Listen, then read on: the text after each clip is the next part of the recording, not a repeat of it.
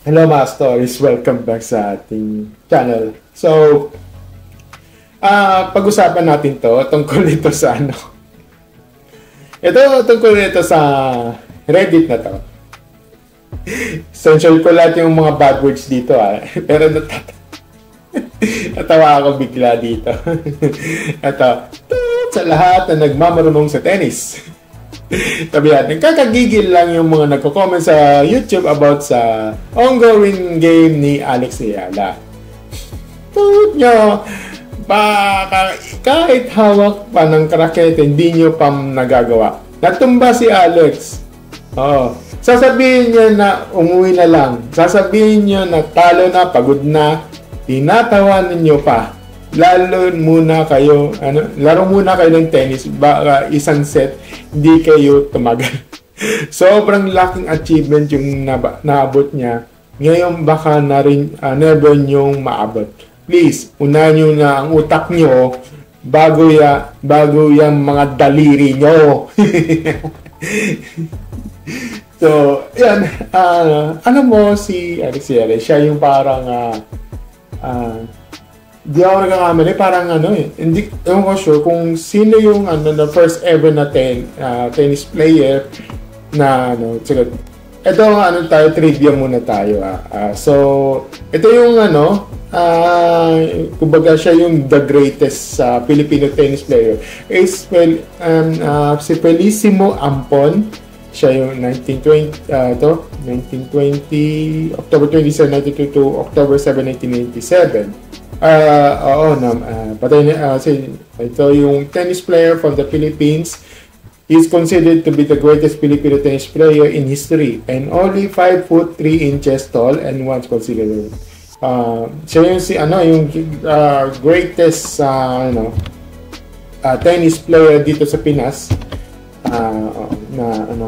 So yan, tennis player yan si Felicissimo Ampon.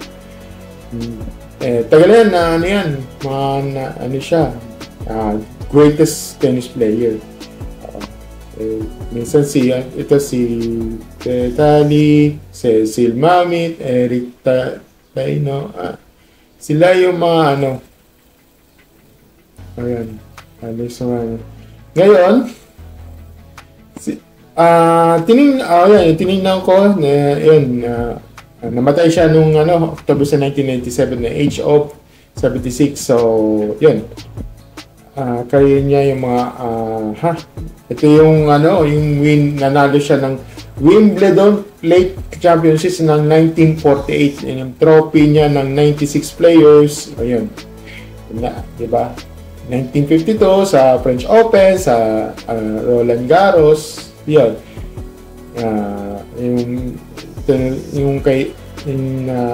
nanalo siya laban kay Frank Sledgeman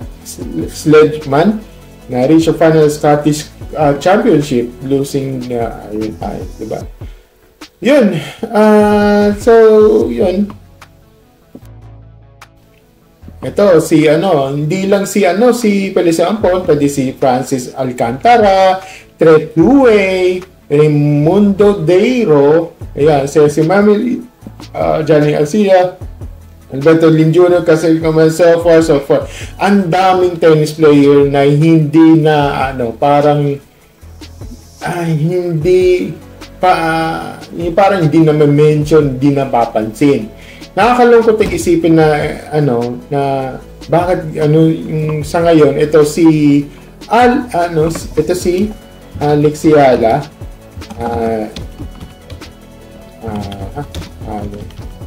Alexandra Ayala, siya na yung parang binabandera na as a Philippines represent sa ating Filipino tennis player dito, di ba?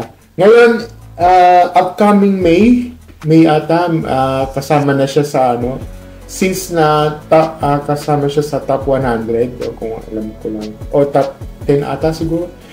Kasama siya sa Wimbledon na champion na Wimbledon Tour, diba? So, yun. Hindi lang Miami Open, merong Alzheimer Open, Tennis Open, Meron kasi Wimbledon, yun yung pinaka sa lahat. Kasama na siya doon. Kaya, yun. At siguro, parang makikilala na ang bilang tennis player. Kasi karamihan sa lahat ng mga, karamihan sa mga Pinoy, ang sports lang yung mindset nila dito is, basketball player. Number one yun. Number one yun, na basketball player, pangalawa na yung volleyball player. Volleyball. Basketball, volleyball. Yan yung mga kilala sa lahat. Mostly basketball talaga. Bakit kasi? Alam mo yung mga mindset yung mga Pilipino. Pag sinabing sports, ay, anong sports? Basketball. Yun yung mindset nila. Minsan pag babae naman, volleyball. Diba? Yun yung Pag sa yung mga sa mga tambay, billiard, sports nila yan. Minsan pag gusto mo ng pang-arcade, may bowling doon. Di ba? Yung parang mindset nila. Yung bowling, punta ka lang sa time zone, may bowling doon. O punta ka sa bowling center sa SM, may bowling doon. yung mga typical mindset ng mga Pinoy. Di ba? Kaya, minsan kasi, dito kasi sa Pilipinas, natanong niya sa akin yung, siguro mga pa ako, 15 years old, 16 years old. Nakaupo lang ako sa gilid. Nakaupo lang ako sa gilid. Tapat ko yung bilyaran. Hindi ako naglalaro. Tinanong sa akin, ano bang sports mo? Ganun. Sabi ko kasi, kung basketball, hindi ako nag-basketball. Kasi, napaka-common. Ang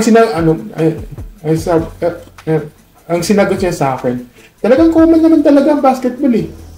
Oo. Ano bang sports mo? Ganyan. Gusto kasi American football.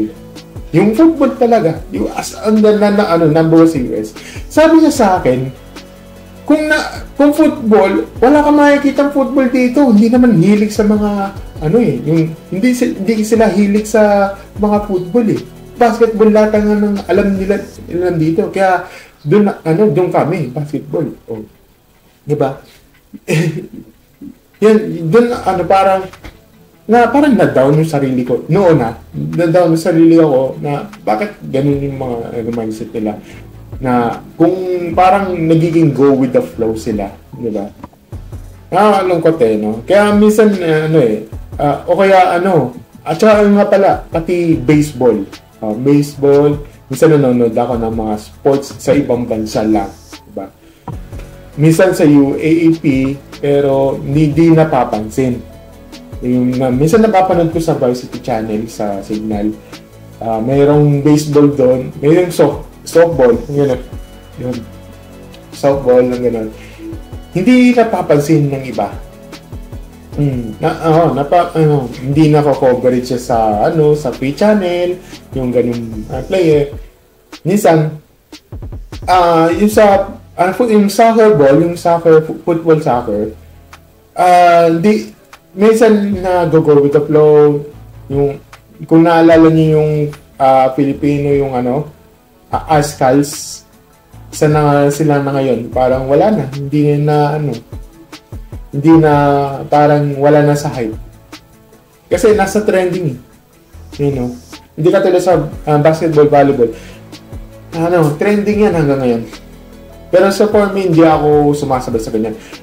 Sa akin naman kasi, iba naman ako. More on ibang sports, diba? Bilyar, sa kanila yan. Bowling, sa kanila yan. Ang pinapanood ko is baseball, football, football, American football, pati yung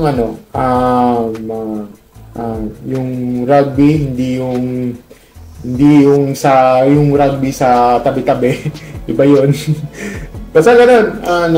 So, nakakalungkot isipin na balik tayo sa Reddit.